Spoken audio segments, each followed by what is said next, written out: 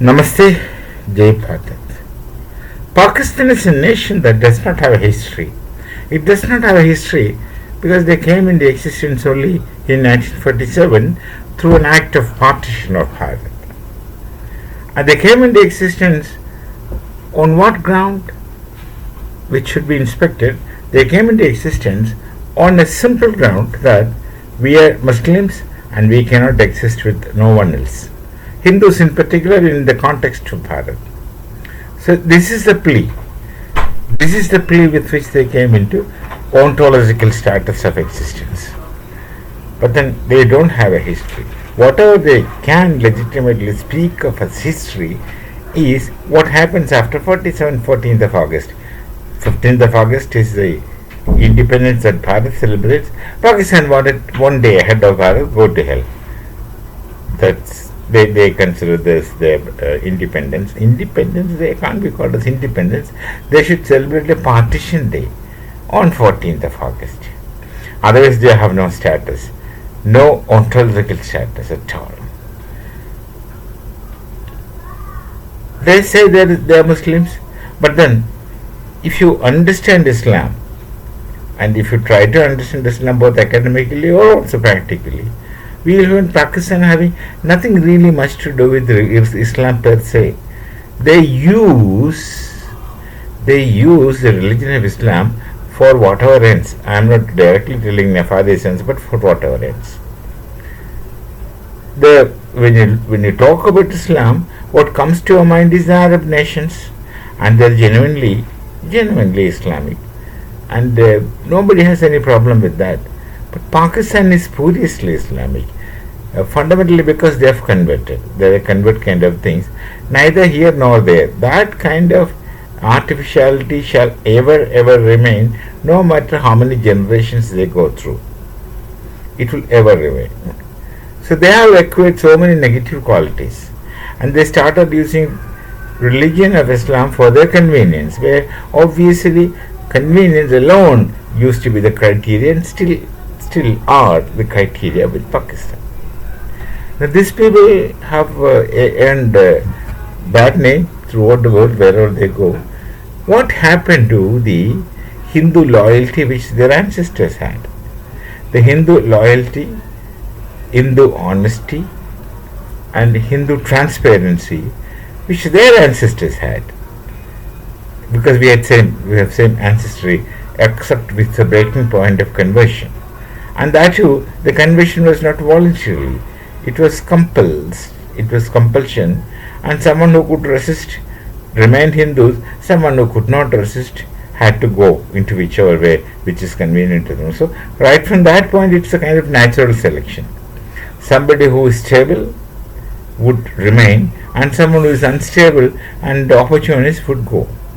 Look at this system of natural selection in conversion. Conversion by force. Don't say that people have voluntarily understood things and changed religion. Not at all likely. There could be situations where later it may be advantageous, so one voluntarily says, I would change. That's again because of advantage, for nothing else. So this is a picture of conversion in this part of the nation. Probably in all other parts at the same time as well. So here what happens is they're neither here nor there. It's a kind of repugnant kind of hybrid they have become. If you look at the history of conversion, any place where the religion goes, especially Islam goes, in 50 years they will completely become Islamic. You pick up any nation which is an Islamic nation today, it has taken less than 50 years or little more in some cases for them to become majority. And in Bharat, they say they had been ruling, the Mughals had been ruling for 800 years. Okay, granted, Bharat was never under a completely Islamic rule. There were great resistance by many of our people. But they say, even with all this long period of ruling in Bharat, Bharat still remains a Hindu majority country in spite of all the stories. Why? First of all, the stability, and secondly the Hindu Dharma, and of course the philosophy which is not going to the common people. Nonetheless, it reaches the common people through Dharma.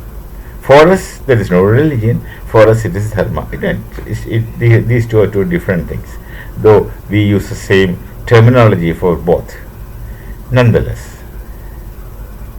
the Sanskriti of Bharat, culture, had resisted any change. One simple thing, if I can say, is that plurality and multiplicity of faith is already known to our ancestors, already known to our culture. So, what's the point of changing from one to another? When the other faith is as good as our faith, we consider it like that. That's how we welcome all kinds of different faiths to us without any effort. It's normal and spontaneous for people of Bharat to welcome other faith because it's natural. We understand the multiplicity of things and plurality of things. We means our ancestors are taught so. But the kind of Islam which Pakistan follows doesn't do that. They can't have this kind of understanding. So ultimately, the society of Pakistan becomes a hybrid of many things and a semblance of all mistakes put together. That's why they have all these problems today. The only solution to Pakistan's problem, which I foresee, is that go back to your ancestry. We call in Hindi this as Ghar Wapasi. Get back to your home.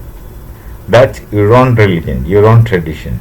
Then, in at least 2 to 3 generations, you can overcome the present difficulties which your ancestors had created, or by getting yourself separated from Bharat. But think about those believers in Islam living in Bharat, they have no problem. They understand the multiplicity and plurality of faith system. They have no problem. They have their faith intact. They have their practices intact. But at the same time, they know how to respect the other people's faith system. Nobody is asking anyone to change, but then they know how to respect. That is the existence, that's the epistemology of coexistence of the multiple and plural, which we have been practicing through our religion and our dharma. So this difficulties ever with Pakistan, which shall continue, and the society pays and shall continue to pay with no redemption in sight. So, by changing over to Pakistan from Bharat, they have lost their Hindu loyalty, they have lost their Hindu transparency, and they have lost the Hindu stability, and they have also lost their accountability, the Hindu accountability. They changed the faith system, but along with their changing of faith system, they changed everything and became nothing, neither here nor there. We shall meet. Namaste. Jai Bharat, Jai Sri Ram.